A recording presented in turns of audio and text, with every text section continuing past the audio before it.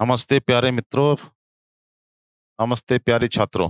आज हम वैदिक सभ्यता के ऊपर दूसरी टेस्ट सीरीज लेके आए और वैदिक सभ्यता के बारे में हम चर्चा करेंगे।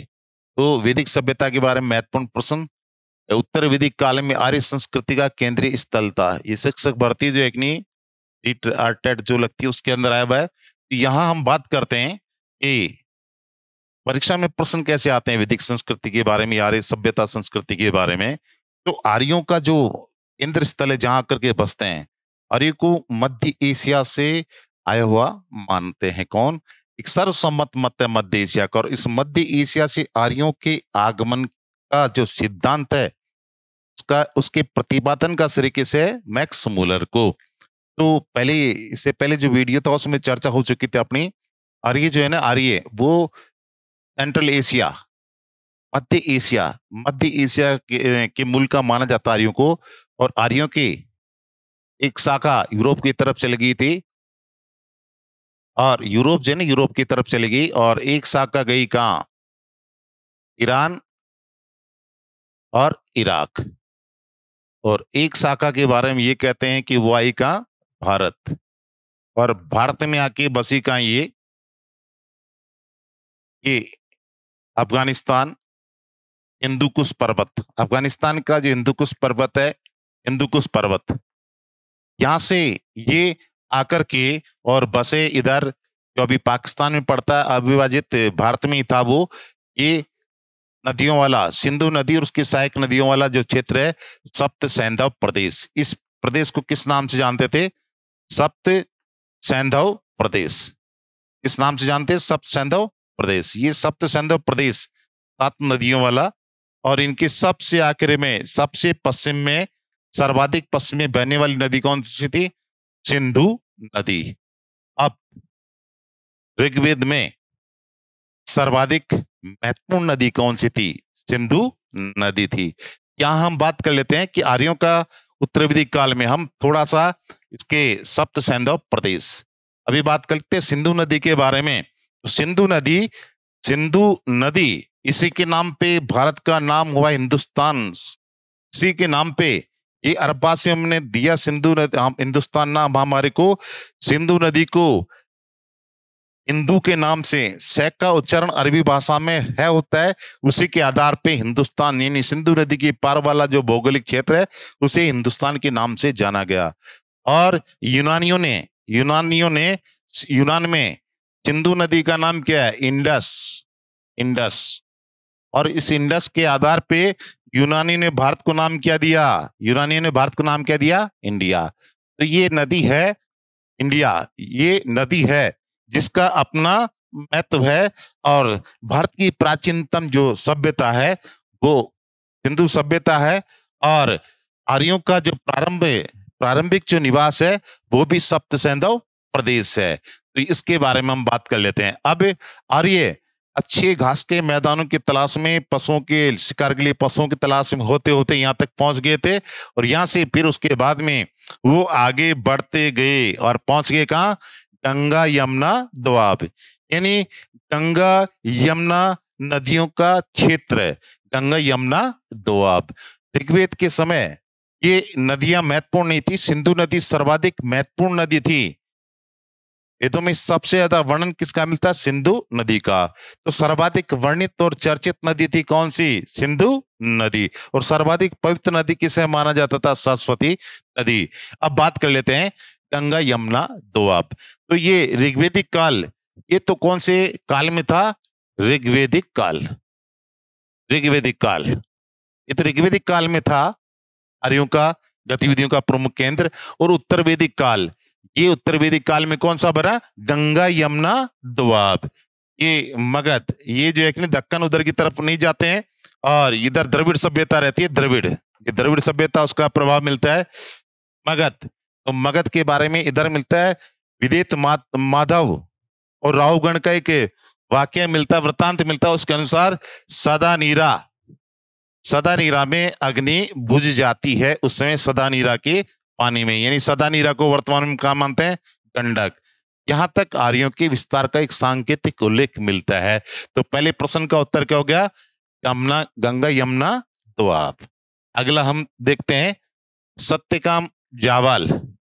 सत्यकाम जावाल की जो सत्यकाम जावाल है, इसमें एक कथा है और अनब्याही माँ के लांछन, उसके ऊपर माँ होने के लांछन को चुनौती देने वाली सत्यकाम जावाल की जो वो कथा है वो किसमें मिलती है? तो ये जाबाल उपनिषद, इसमें क्या मिलते हैं? चार आश्रम। चार आश्रमों का सबसे पहले उल्लेख इसमें मिलता है जाबाल उपनिषद में। इसको छोड़े छांदोग्य उपनिषद, छांदोग्य और कठोपनिषद, इसमें यम नचिकेता संवाद मिलता है। और बच गया कौन? जाबाल उपनिषद। तो छांदोग्य उपनिषद में क्या? सत्यकाम और जाबाल की कथा मिलती है। सत्यकाम जाबाल, ये स्टोरी है किसमें मिलती है? छांदोग्य उपनिषद में मिलती है। इसके बाद में बात कर लेते हैं अपन अगले प्रश्न की ओर। इनमें से एक संगीत में माना जाता है, टेट में आया हुआ है, यूपी टेट के अंदर। ये परीक्षाओं में प्रश्न कैसे आते हैं और ये सब परीक्षाओं में आए हुए प्रश्न है, तो संगीत में माना जाता है। चारों वेद है, सबसे पुराना है, पिछले के अंदर हो गया। हम जबानी बात करेंगे। ऋग्वेद भारत मानव का प्रथम ग्रंथ माना जाता है किसे? ऋग्वेद को। सबसे बड़ा वेद कौन सा है? ऋग्वेद। आर्यों की सबसे महत्वपूर्ण आर्यों की जानकारी की दृष्टि से कौन सा वेद है? ऋग्वेद। ऋग्वेद का जो प्रथम मंडल है किसको समर्पित है? अग्नि को। ऋग्वेद के कौन से मंडल में गायत्री मंत्र मिलता है? तीसरे मंडल में। गायत्री मंडल की रचना किसने की थी?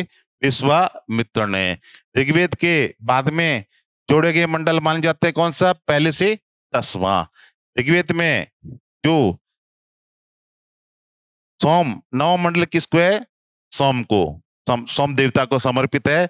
और 10 युद्ध, 10 राजाओं के युद्ध का उल्लेख ऋग्वेद के इसमें भाग में मिलता है, 7वें मंडल में मिलता है। और अंतिम जो 4 वर्ण व्यवस्था है, इसका सांकेतिक चतुर्वर्णीय व्यवस्था का सांकेतिक उल्लेख ऋग्वेद के अंदर कौन से मंडल में मिलता है? 10वें मंडल में। और कौन से सूक्त में? पुरुष सूक्त में। तो इस तरीके से ऋग्वेद सबसे पुराने 1 नंबर पे कौन सा हो गया? ऋग्वेद। इसके बाद में यजुर्वेद, यज्ञ विधि विधान, यज्ञ विधि विधान, और इसका संबंध है इससे। और सामवेद, सामवेद तीसरे नंबर पे। संगीत, संगीत जो है कि नहीं, संगीत उससे संबंध है किसका? सामवेद का। भारतीय संगीत का जनक किसे कहा जाता है? इसी को कहा जाता है सामवेद को। यही मंत्रों का संकलन कौन सा है? सामवेद। इसके बाद में बात कर लेते हैं हम अथर्ववेद। आर्यों की पतनावस्था किसमें बताई जाती है? अथर्ववेद के अंदर। इसके बाद में तो इनमें संगीत में कौन सा हो गया? सामवेद। इसके बाद में आगे चलते हैं भरत। भरत जो है कि नहीं, भरत लोगों का एक समूह था जिसका उल्लेख ऋग्वेद में मिलता है। ये रहते थे, कहाँ रहते थे? भरत। तो इनका कौन सा होगा? भरत का भरत जन ऋग्वेद में मिलता है। ये किधर रहते थे? ये रहते थे अपन आपका आरंभ में ऋग्वेद के समय मिलता है कौन सा? उत्तर पश्चिमी भारत, उत्तर पश्चिमी भारत। इसके बाद में हम बात कर लेते हैं उत्तर पश्चिमी भारत। अब आगे 5वां क्वेश्चन, ऋग्वेद की मूल रचना किस भाषा में हुई थी? ऋग्वेद की मूल रचना किस भाषा में हुई थी? तो सबको पता है हमारी, यानी कि देव भाषा कहते हैं किसको? संस्कृत को। और वैदिक साहित्य किसमें रचा हुआ है? संस्कृत में रचा हुआ है। देववाणी के नाम से जानी जाती है कौन सी? संस्कृत। अनेक भाषाओं की जननी कौन सी? संस्कृत। और संस्कृत की जगह और भी शुद्ध शब्द बात किया जाए वेदों की, जो संस्कृति वो क्लिष्टि, उसे क्या कहा जाता है? वैदिक संस्कृत।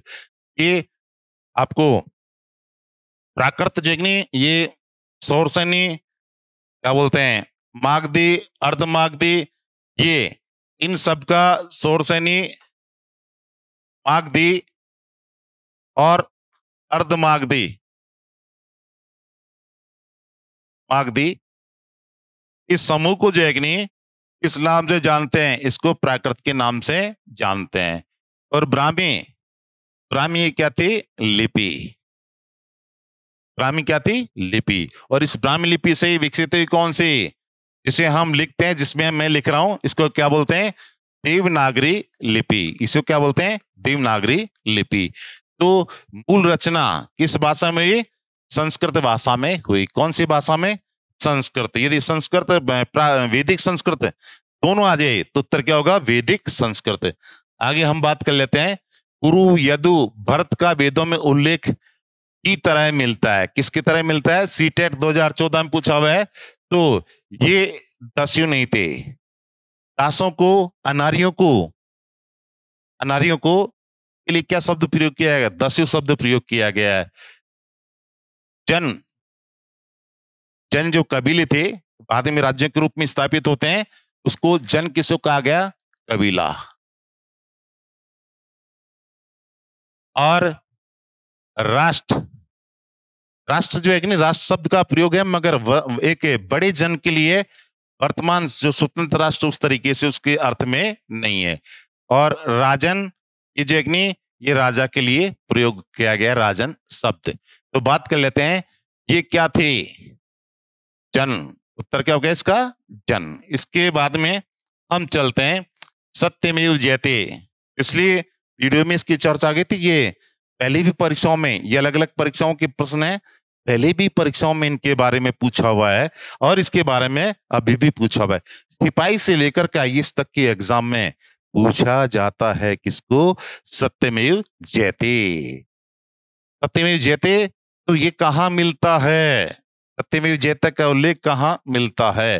तो देखिए, मनुस्मृति, इसकी रचयिता कौन है? मनु। कौन है? मनु, भगवान मनु। इसके बाद में बात करते हैं आपको मनुस्मृति। तो कुल स्मृति ग्रंथ कितने हैं? 10। कितने? 10 स्मृति ग्रंथ माने जाते हैं। और स्मृति ग्रंथ, इनकी सर्वाधिक रचना किस काल में हुई? स्मृति ग्रंथों की रचना गुप्त काल में। स्मृति ग्रंथों की सर्वाधिक रचना जो है कि नहीं, कब हुई? गुप्त काल में। और मनुस्मृति, इसे दुनिया का प्रथम विधि ग्रंथ, विधि ग्रंथ, दुनिया के कानून की पहली पुस्तक मानते हैं किसको? विधि ग्रंथ को। स्त्री को बहुत सारे अधिकार थे। स्त्री के अधिकारों में कटौती किन ग्रंथों के द्वारा हुई? किन ग्रंथों की रचना, किन ग्रंथों की रचना के बाद महिलाओं के अधिकारों में कटौती हुई? तो वो कौन से थे? स्मृति ग्रंथ। अब मनु ने, मनु ने रचना की, तो आधुनिक भारत का मनु किसे कहते हैं? डॉक्टर भीमराव अंबेडकर, इन्हें क्या बोलते हैं? आधुनिक भारत का मनु। डॉक्टर भीमराव अंबेडकर जो हैं, डॉक्टर भीमराव अंबेडकर, इनको आधुनिक भारत का मनु क्यों कहते हैं? क्योंकि इनको माना जाता है क्या? संविधान निर्माता, संविधान निर्माता, कानून निर्माता। इसी के आधार पे आधुनिक भारत का मनु किसे कहा जाता है? डॉक्टर भीमराव अंबेडकर को। तो दोस्तों, ये एग्जाम से पूछा जाता है, आधुनिक भारत का मनु किसे कहा जाता है? डॉक्टर भीमराव अंबेडकर। प्रारूप समिति के अध्यक्ष भी ये रहे जो संविधान बना। दुनिया का प्रथम विधि ग्रंथ किसे माना जाता है? मनुस्मृति को। मनुस्मृति की रचनाकार कौन? मनु। और सर्वाधिक स्मृति ग्रंथ किस काल में रचे गए? ये गुप्त काल के अंदर। आगे हम अगले उसमें चलते हैं, आपका भगवत गीता। भगवत गीता भगवत गीता ये किसका भाग है? महाभारत का भाग। इसका उल्लेख किसमें मिलता है? महाभारत के किस पर्व में मिलता है? भीष्म पर्व में। किसमें मिलता है? महाभारत के भीष्म पर्व में। महाभारत की मूल कथा क्या है? कौरव पांडव संघर्ष। कौरव पांडव में जो संघर्ष चला वही कौरव पांडव कथा है महाभारत का आधार। महाभारत के रचनाकार कौन थे? वेद व्यास। और इसको महाभारत का संवर्धन किसने किया? इसका परिष्करण और संवर्धन किसने किया? वैशंपायन ने। वैशंपायन ने। अभी बात करते हैं महाभारत को, बात करते हैं क्या कहा जाता है? पंचम वेद। महाभारत को क्या कहा जाता है? पंचम वेद। और महाभारत के बारे में भी बहुत सी बातें हो जाएगी। अभी हम बात करते हैं महाभारत का एकमात्र परिशिष्ट हरिवंश पुराण। ये महाभारत का परिशिष्ट माना जाता है। अभी ज्यादा नहीं उलझेंगे इसके अंदर, महाभारत पे बहुत कुछ चल जाएगा। तो भगवत गीता, इसमें ये क्या है? इसमें भीष्म पर्व में क्या है?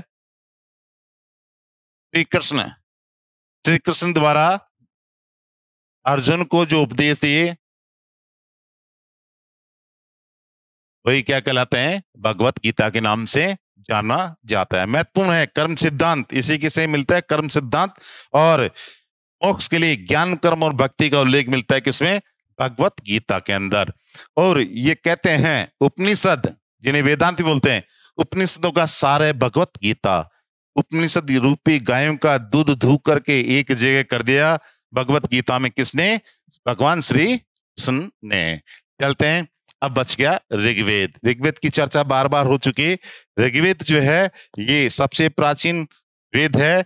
और इसके बाद में बात करते हैं मुंडक उपनिषद। बच गया ये। तो मुंडक उपनिषद सत्यमेव जयते कहां मिलता है? मुंडक उपनिषद के अंदर। आगे चलते हैं हम। संस्कृत को जिस भाषा परिवार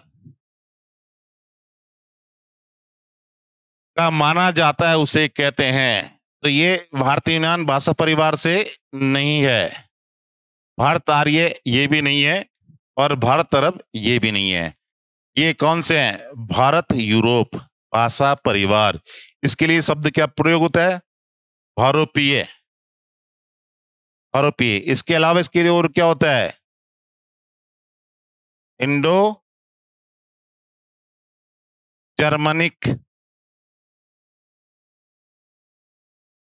और इसी के लिए क्या मिलता है? भारत इत्ती। इसी भाषा परिवार के लिए इन शब्दों का भी प्रयोग होता है। तो ये किसके? संस्कृत को कौन से भाषा परिवार? भारोपीय भाषा परिवार की भाषा मान जाए। हिंदी भी किसकी मानी जाती है? भारोपीय भाषा परिवार की भाषा मानी जाती है। हिंदी की जननी कौन है? संस्कृत को हिंदी की जननी माना जाता है। आगे हम चलते हैं। ऋग्वेद काल में कौन से 3 देवता विशेषकर प्रमुख थे? देखिए प्रश्न सीटेट में है, इसके हिसाब से इन्होंने जो विकल्प किए उनके हिसाब से देखना पड़ेगा। रुद्र शिव का आरंभिक रूप है। विष्णु भी इतना महत्वपूर्ण है ऋग्वेद में नहीं है। इंद्र दूसरे महत्वपूर्ण देवता के रूप में। अग्नि, इसके बाद में बात करते हैं इंद्र, ये देवताओं के राजा। वरुण ऋतस्य गोप्ता, ऋत का निर्धारक। रुद्र ये शिव का आरंभिक रूप। अग्नि ये दूसरा महत्वपूर्ण देवता। ऋग्वेद में 200 बार इनका उल्लेख मिलता। मंत्र इंद्र देवताओं का राजा, विष्णु वही। तो इनमें जो है हम उत्तर क्या मिलेगा? अग्नि, इंद्र और सोम। इंद्र सर्वाधिक ताकतवर देवता था, अग्नि दूसरा, या तीसरा होता है कौन सा? वरुण। अगर यहाँ उत्तर कौन सा सही है? सोम। तो सोम जो अग्नि ये वनस्पतियों के देवता के रूप में जाने जाते हैं। सोमरस देवताओं का पेय था। और सोम को ऋग्वेद का नवा मंडल ऋग्वेद का नवा मंडल समर्पित है किसको? सोम देवता को। इसके बाद में हम चलते हैं, निम्न में से किस भारतीय साहित्य धरोहर का अर्थ है? तो गुरु के समीप बैठकर ज्ञान ग्रहण करना, गुरु के समीप बैठकर ज्ञान ग्रहण करना, इसके लिए इसका जो शब्द है, एक इसका जो मूल शब्द है, इसका जो जिसका अर्थ है गुरु के समीप बैठकर ज्ञान ग्रहण करने के लिए बैठना, वो शब्द कौन सा है? उपनिषद। तो आरण्यक, आरण्यक के ये क्या थे? गूढ़ ज्ञान के ग्रंथ, और इनकी रचना कवि जंगलों में रचा गया, और इनका आरण्यकों का संकलन जो है कि नहीं, संकलन आरण्यकों का संकलन इसमें किया गया उपनिषदों में। ये वैदिक साहित्य का अंग है। अब आप को बात करते हैं पुराण। पुराण ये 18 पुराण संख्या मानी जाती है, और मत्स्य पुराण, मत्स्य पुराण ये क्या है? सर्वाधिक प्राचीन वह प्रमाणिक, सर्वाधिक प्राचीन व प्रमाणिक पुराण कौन सी मानी जाती है? मत्स्य पुराण। और कथा, कथा के रूप में ये क्या पुराण जो है कि नहीं, कथा के रूप में सृष्टि के आरंभ से अंत तक की कथा इनमें मिल जाती है। चलिए स्टोरी के रूप में। अब बच के वेद, वेद जो है कि नहीं, वेद, वेदों की चर्चा हम कर चुके पहले, बार बार और होती रहेगी आगे। अब उपनिषदों की बात कर लेते हैं। उपनिषदों के बारे में डिटेल से बता दिया। उपनिषद ये वैदिक साहित्य में सबसे अंत में रचे गए थे। वेद, ये आरण्यक, ब्राह्मण और उपनिषद, ये वैदिक साहित्य का मुख्य भाग है। और बाद में ये वैदिक साहित्य में जो है सबसे अंत में रचे गए कौन से? उपनिषद। इसलिए उपनिषदों को और क्या बोलते हैं? वेदांत भी कहते हैं। उपनिषद को क्या बोलते हैं? वेदांत भी कहते हैं। तो इसका उत्तर क्या हो गया? उत्तर हो गया आपका उपनिषद। उत्तर क्या हो गया? उपनिषद। इसके बाद में हम चलते हैं, पूर्व वैदिक कार्यों का धर्म प्रमुखतः था। तो देखिए आर्य, आर्य आरंभ में क्या प्राकृतिक, प्रकृति के उपासक थे। उन्होंने जो भी प्राकृतिक शक्तियों को देखा, महसूस किया, नदी को देखा एविरल बहते हुए देखा, बिजली को गरजते देखा और आंधी तूफान को देखा, जिन्हीं प्राकृतिक शक्तियों के रहस्य को आर्य नहीं समझ सके, सूर्य को देखा, आकाश को देखा, जिसको देखा प्राकृतिक शक्ति जिसके रहस्य को आर्य नहीं समझ सके, उनको उन्होंने देवताओं का रूप दे दिया, देवीय निरूपण कर दिया। आर्य आरंभ में पूरी तरीके से प्रकृति उपासक है। बाद में देवताओं की संख्या होती है 33 देवताओं का, उन्होंने 33 देवताओं को पूछते हैं, 33 देवताओं का वर्गीकरण करते हैं, बहुदेववादी बनते हैं। और ऋग्वेद में आखिर में आकर के आर्य कह देते हैं कि इतने सारे देवता नहीं, इस सृष्टि का मालिक ही एक ही है। तो बहुदेववाद से एकेश्वरवाद पे आर्य आ जाते हैं। किसमें? ऋग्वेद के अंदर ही आ जाते हैं। भक्ति, भक्ति का उद्भव महाभारत में श्री कृष्ण के मुख से माना जाता है। भगवान श्री कृष्ण जब ये कहते हैं, तुझे कुछ भी करने की जरूरत नहीं, तू सिर्फ मेरे को ध्या ले, मेरा नाम ले ले, तेरा उसी से कल्याण हो जाएगा। तो ये मुझको ही ध्या ले, यानी इसी को कहते हैं, किसी को भजना वही क्या है? भक्ति। किसी को याद करना वही है भक्ति। इसमें ये कर्मकांड, गाना बजाना, इसकी भी जरूरत नहीं पड़ती। तो ये भक्ति जो है कि नहीं, भक्ति का उदय भगवान श्री कृष्ण से माना जाता है। किसमें? महाभारत में। मूर्ति पूजा, मूर्ति पूजा का ऋग्वेद में कोई उल्लेख नहीं मिलता है। उत्तर वैदिक काल में प्रमाण तो नहीं मिलते, मगर ऐसे संकेत मिलने लग जाते हैं कि इसके मूर्ति पूजा के। यज्ञ, यज्ञ जो है ऋग्वेद के समय, ऋग्वेदिक काल में भी यज्ञ का प्रचलन था, और उत्तर वैदिक काल में तो यज्ञों की संख्या बढ़ जाती है, जीवन जटिल हो जाता है, और यज्ञों की संख्या मनुष्य के जीवन में अत्यधिक होने की वजह से उसका जीवन कष्ट में हो जाता है। और उसी के रिएक्शन में दो वेद विरोधी धर्मों का उदय होता है, जिनके बारे में आगे चर्चा करेंगे। वो वेद विरोधी धर्म कौन से थे? वो वेद विरोधी धर्म थे जैन और बौद्ध। चलिए, तो वेदों की प्रामाणिकता को दोनों धर्मी नकारते। कौन? जैन और बौद्ध। प्रकृति पूजा और यज्ञ, प्रकृति पूजा और भक्ति। तो प्रकृति पूजा तो आर्य करते थे मगर भक्ति का मामला नहीं था। इसके बाद में प्रकृति पूजा और यज्ञ। तो आर्यों के जीवन में सबसे पहले प्रकृति पूजा थी, उसके बाद में साथ में यज्ञ छोड़ के। तो प्रकृति पूजा और यज्ञ ये धर्म जो उनका था मुख्यतः किस प्रकार का था? प्रकृति पूजा और यज्ञ के रूप में। आगे हम चलते हैं तो अगला गीता है। गीता के बारे में हम पहले चर्चा कर चुके, अब तो आप जान गए होंगे, बता देंगे कौन सा है, बता दीजिए कौन सा है। वेद नहीं है, 4 वेद है। कौन कौन से? ऋग्वेद, यजुर्वेद, सामवेद और अथर्ववेद। स्वतंत्र महाकाव्य है, गीता नहीं। भारत के 2 प्राचीन महाकाव्य कहलाते हैं, कौन से? रामायण और महाभारत। महाभारत के रचयिता कौन थे? वेद व्यास। महाभारत कितने उसमें 10 जो एक भागों में 10 मंडल है। और जो रामायण है वो भी संस्कृत में, और उसकी रचना किसने? ये वाल्मीकि ने। और जो रामायण है इसमें राम कथा मिलती है, वो कितने कांड? उसके 7 कांड है। और रामचरितमानस की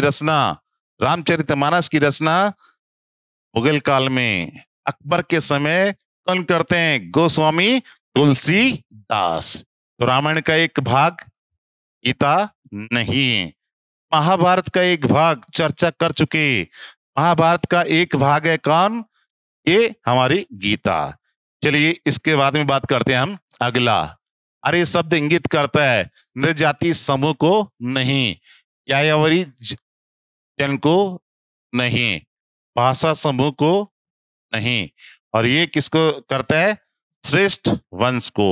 और ये श्रेष्ठ या कुलीन वंश का। इसके बाद में हम आगे चलते हैं, यज्ञ संबंधी विधि विधानों का पता चलता है। तो आर्यों के जीवन में मंत्रों के द्वारा स्तुति, उसके बाद में यज्ञों के द्वारा मंत्रों के मंत्र जो जपते उसके साथ ही यज्ञ करते, यज्ञ विधि विधान। तो दूसरा जो वेद रचा गया, ऋग्वेदिक काल के समय एक ही वेद था। तो 1000 से 1500 ऋग्वेदिक काल कहा जाता है। 1500 से 1000 ईसा पूर्व के समय को ऋग्वेदिक काल कहते हैं। और उसी में एक ही वेद रचा गया था उस काल में। और उत्तर वैदिक काल में यजुर्वेद, सामवेद और अथर्ववेद, ये तीनों रचे गए थे किस काल में? उत्तर वैदिक काल में। वेद त्रयी प्रथम 3 वेदों को कहा जाता है, उसमें अथर्ववेद शामिल नहीं कहा जाता है। वेदों को श्रुति ग्रंथ कहा जाता है। क्या कहा जाता है? श्रुति ग्रंथ कहा जाता है, जिसको ईश्वर से सीधे ग्रहण किया था। शेष वैदिक साहित्य को क्या कहा जाता है? स्मृति ग्रंथ कहा जाता है। चलिए इसके बाद में बात कर लेते हैं आगे, ऋग्वेद से यज्ञ संबंधी विधि विधान। तो ऋग्वेद से नहीं मिलता, इसमें देवताओं की स्तुतियां हैं, इसमें गई मंत्र हैं, और ब्राह्मण ग्रंथ वेदों की व्याख्यात्मक ग्रंथ है वेदों से संबंधित, और यजुर्वेद से। तो यज्ञ विधि विधान इसका संबंध जो है कि नहीं, यज्ञ विधि विधान इसका संबंध कौन से वेद से है? इसका वेद है किससे? यजुर्वेद से। तो उत्तर कौन सा हो गया? यजुर्वेद। आगे चलते हैं हम, आध्यात्मिक ज्ञान के विषय में नचिकेता और यम का संवाद। तो ये नचिकेता और यम, इसकी बात हम आ चुकी इन उपनिषदों के बारे में। ये किस में मिलता है? उपनिषद में, कठोपनिषद में। इसके बारे में हमारी चर्चा हो चुकी उपनिषदों के बारे में सभी।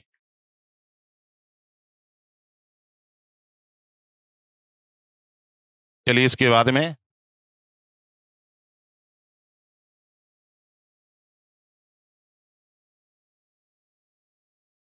आरंभिक वैदिक साहित्य में सर्वाधिक वर्णित नदी है। आरंभिक वैदिक साहित्य में सर्वाधिक वर्णित नदी है। तो कौन सी नदी? सर्वाधिक वर्णित नदी कौन सी है? सिंधु नदी, गंगा।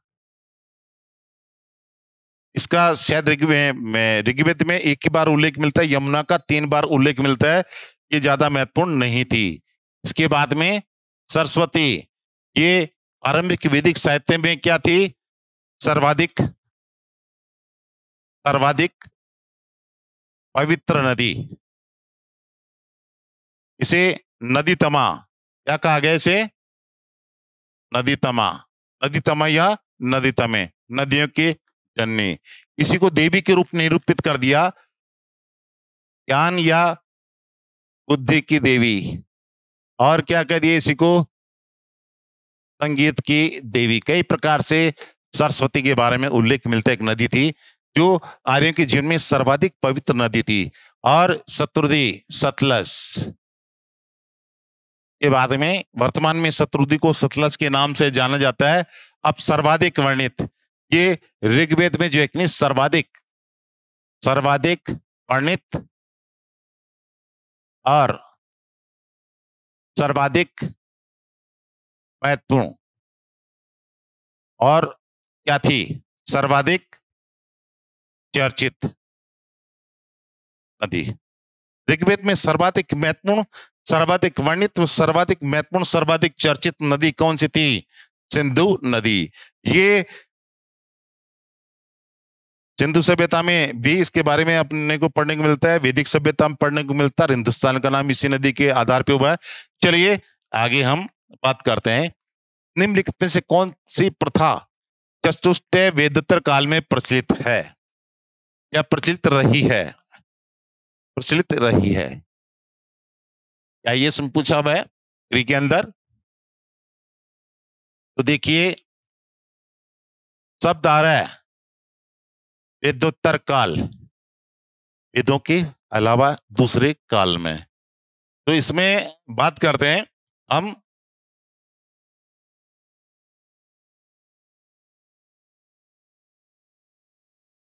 धर्म अर्थ काम मोक्ष। ये क्या है? पुरुषार्थ।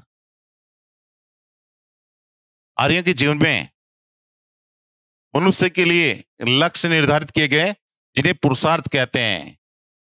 धर्म, अर्थ और काम और मोक्ष। तो जीवन का अंतिम लक्ष्य क्या है? मोक्ष। ये चार पुरुषार्थों का उल्लेख मिलता है। ब्राह्मण, क्षत्रिय, वैश्य, ये चार वर्ण है, चार वर्ण है।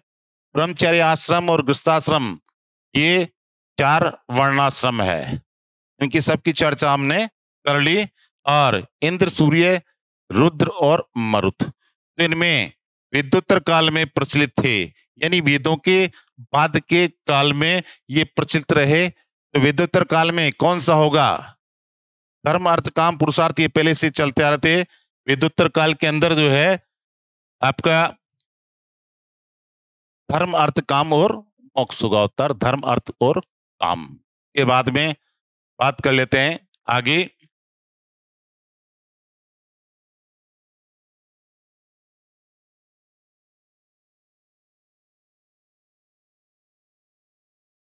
धर्म का जानते हैं अर्थ, जो भी हमारा धर्म है।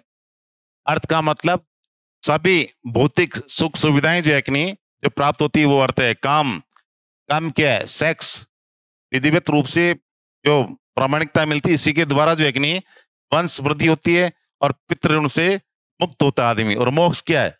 जन्म मरण के चक्रव्यूह से क्या आदमी का जो है कि नहीं तो आत्मा का ईश्वर में विलीन हो जाना। चार वर्णों की बात हो चुकी थी, इनमें ये भी नहीं है और ये भी इनमें प्रथा उत्तर वैदिक काल में। तो ये वैदिक काल से लगभग संबंधित है। चार आश्रम जो है कि नहीं, चार आश्रम, ये चार आश्रम, आश्रम व्यवस्था वैदिक काल के बाद में डेवलप होती है। और इस आश्रम व्यवस्था को मानने के लिए जिसके लिए पर ये बाध्यता थी वो ब्राह्मण जो है कि नहीं, ब्राह्मणों पे ये रूप से बाध्य थी, शेष वर्णों के लिए नहीं। तो इसका उत्तर क्या होगा? 17 का उत्तर क्या हो जाएगा? 3 इस 17 का उत्तर हो जाएगा। इसके बाद में लास्ट 18 वैदिक युगीन सभा गांव के व्यवसायिक लोगों की संस्था थी नहीं।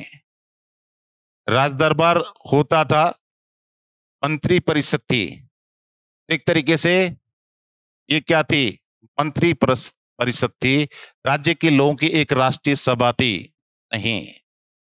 ये क्या था? इसके अंदर उत्तर होगा आपका मंत्री परिषद, यानी राजा के खास लोगों की एक समूह था जिसे क्या नाम दिया गया था?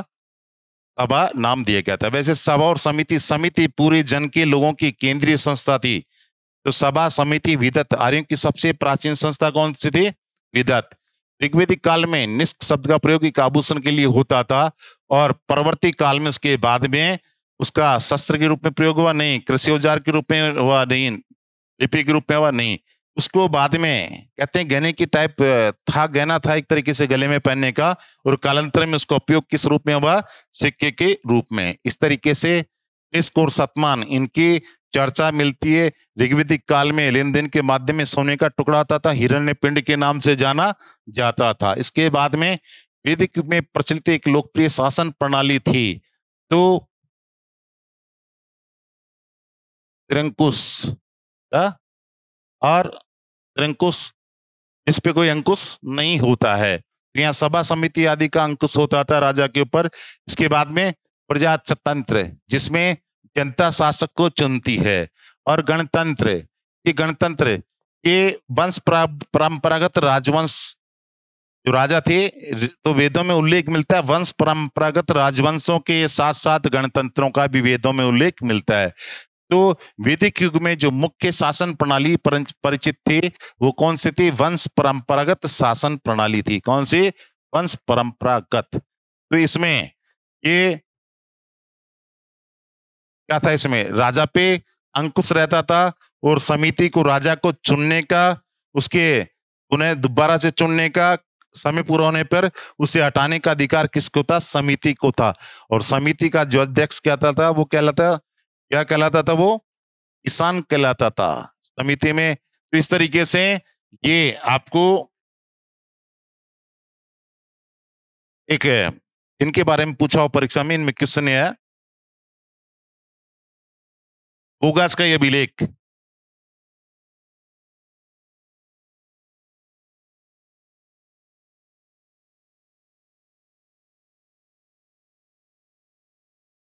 ये लगभग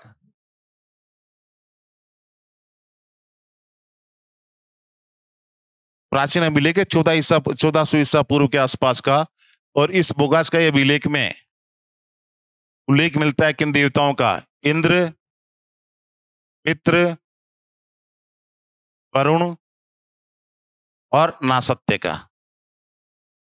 इन देवताओं का उल्लेख मिलता है किसमें? बोगास का ही अभिलेख में। तो आर्यों के बारे में बहुत सारी जानकारी है। परीक्षाओं में प्रश्न कहां से आते हैं वो हमने देख लिए। मुख्य चीज ये है कि हम जो पढ़ रहे हैं, वेदों के बारे में पूछा जाता है, वैदिक सभ्यता में उपनिषदों के बारे में पूछा जाता है, महाभारत के बारे में पूछा जाता है, गीता के बारे में पूछा जाता है, और आर्यों का जो केंद्र है, जो गतिविधियों का केंद्र है जहां वो रहे, उनके बारे में पूछा जाता है। वैदिक देवताओं के बारे में पूछा जाता है। तो जहां से प्रश्न पूछे जाते हैं वो चीज हमने किए। बातें बहुत सारी है, बहुत बड़ी वैदिक सभ्यता है। तो हम अगली क्लास में मिलेंगे। उससे पहले कैसा लगा आपको टेस्ट? पसंद आया तो जरूर जो एक नहीं, आप चैनल को सब्सक्राइब कर लीजिए, वीडियो को लाइक और शेयर कर दीजिए। और अगले वीडियो में हम मिलते हैं सिंधु घाटी सभ्यता। सिंधु घाटी सभ्यता पे चलो ये प्रश्न जो विभिन्न परीक्षाओं में है और आने वाली परीक्षाओं में संभावना रखते हैं, ऐसे प्रश्नों के समावेश के साथ हम मिलेंगे। इसके अलावा और भी जो सब्जेक्ट है उनके भी लाइव क्लास और वीडियो जल्द ही अपलोड होने वाले हैं। तो इसी के साथ अलविदा। जय हिंद, जय भारत।